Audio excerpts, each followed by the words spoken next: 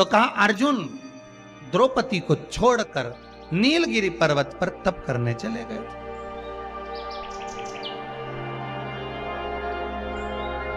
और नीलगिरी पर्वत पर जब अर्जुन तप करने के लिए गए, घोर तप अर्जुन ने करा। अब अर्जुन ने तप करा तो इसको द्रौपदी को कहीं से सूचना मिल गई कि दुर्योधन ने अपनी 2 अक्षौणी सेना अर्जुन को मारने के लिए भेजा। अब व्यक्ति अगर नेत्र बंद करके बैठा है, साधना में बैठा हुआ है, तप में बैठा हुआ है, अपनी भक्ति में बैठा हुआ है, और कोई आया पीछे से और उसने वार कर दिया तो किसको मालूम पड़ेगा, कौन जानेगा। अब अर्जुन अगर तप साधना में बैठे हुए हैं और द्रौपदी का पति अर्जुन अगर तप साधना में बैठा और पीछे से अगर दुर्योधन आक्रमण कर रहा है 2 अक्षौणी सेना के साथ, तो कौन जान सकता। तब भगवान कृष्ण दौड़ कर गए द्रौपदी के पास में। द्रौपदी द्रौपदी द्रौपदी ने ठाकुर जी के चरण पकड़ लिए, तुरंत हाथ जोड़कर बोली, प्रभु क्या बात है, आप बताओ क्या हो गया। भगवान बोलने लगे, द्रौपदी तुझे कुछ मालूम है। द्रौपदी बोली, नहीं प्रभु, क्या हो गया बताइए आप मुझे, तुझे मालूम नहीं। दुर्योधन ने 2 अक्षौणी सेना अर्जुन को मारने के लिए नीलगिरी पर्वत पर भेजी। नीलगिरी पर्वत पर, हाँ, तो वहां तो अर्जुन तप करने गए हैं, साधना करने के लिए गए हैं। वहां तो अर्जुन भगवान की भक्ति को धारण करने के लिए गए। तो द्रौपदी ने कहा, अर्जुन अगर भगवान की भक्ति को धारण करने के लिए गए हैं और दुर्योधन ने अगर सेना भेज भी दी है, तो क्या मेरे पति की रक्षा वो परमात्मा नहीं करेगा, जिसका वो स्मरण कर रहा है, जिसका वो पूजन कर रहे हैं, जिसकी वो भक्ति को धारण कर रहा है। भगवान मन में सोचे, वो गया तप कर रहा है, उसी चक्कर में तुम्हें तेरे पास आया।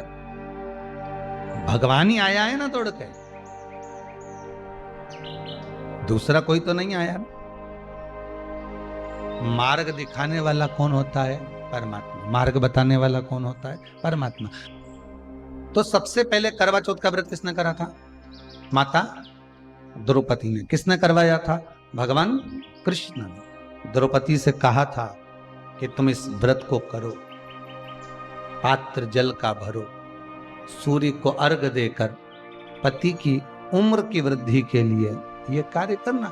आज के जमाने में जब करवा चौथ का व्रत आता है तो हिंदू धर्म के ही कुछ लोग नए नए कमेंट्स लिख लिख कर भेजते जाते हैं। व्हाट्सएप पर नया नया कुछ भी लिख कर भेज देंगे कि आज कहीं लिख देंगे कि इसकी पूजन होए ने, कहीं उसकी पूजन होए, तो कहीं के ऐसा तो कहीं वैसा, लोग कमेंट्स करते हैं। हमारे ही लोग मैसेज बना लेते हैं, एक ग्रुप में भेज देते हैं, उस ग्रुप से उठाया दूसरे ग्रुप में चले गया, दूसरे ग्रुप से तीसरे ग्रुप में चल गया। ये हम अपने धर्म की हंसी उड़ा, दूसरे के धर्म की नहीं। द्रौपदी ने भगवान कृष्ण से कहा, अगर मेरे लिए आप कह रहे हो, आप बोल रहे हो कि मेरा अर्जुन, मेरा पति मत तप साधना करने के लिए गया है, आप कह रहे हो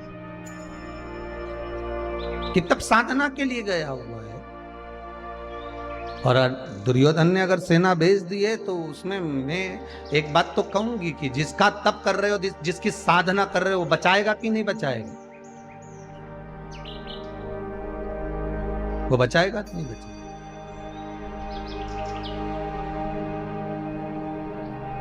महाराज भगवान कहते क्यों नहीं बचाएगा?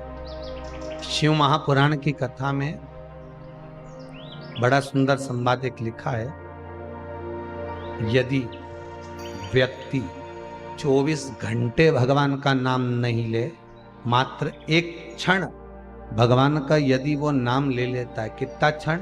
एक क्षण भगवान का नाम ले लेता है, और प्रतिदिन एक क्षण ही नाम ले रहा होता है, तो भी भगवान की दृष्टि से वो दूर नहीं होता, भगवान के वो करीब हो जाता है, दूर नहीं। द्रौपदी, तुम्हारा पति अगर वन में बैठा हुआ है तो तुम एक काम करो, पात्र में जल लेकर कुछ भाग तैयार कर कर ब्रह्म मुहूर्त से लेकर चंद्र प्रकट हो तब तक आप व्रत को धारण करो, करवा चौथ का व्रत। द्रौपदी ने सबसे पहले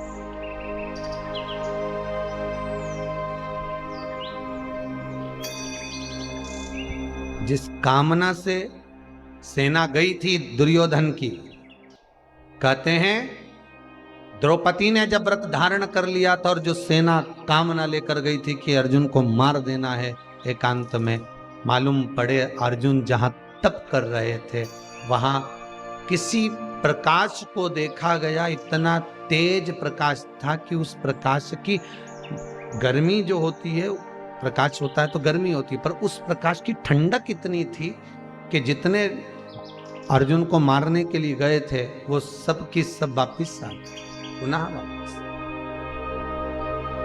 आपने अगर कोई व्रत करा है, हरतालिका तीज करा हो, सोमवार करा हो, मंगलवार करा हो, बुधवार करा हो, गुरुवार, शुक्रवार, शनिवार, चतुर्थी, पंचमी, छठ, कोई भी व्रत अगर आप कर रहे हो, वो व्रत का पुण्य छिन्न नहीं होगा।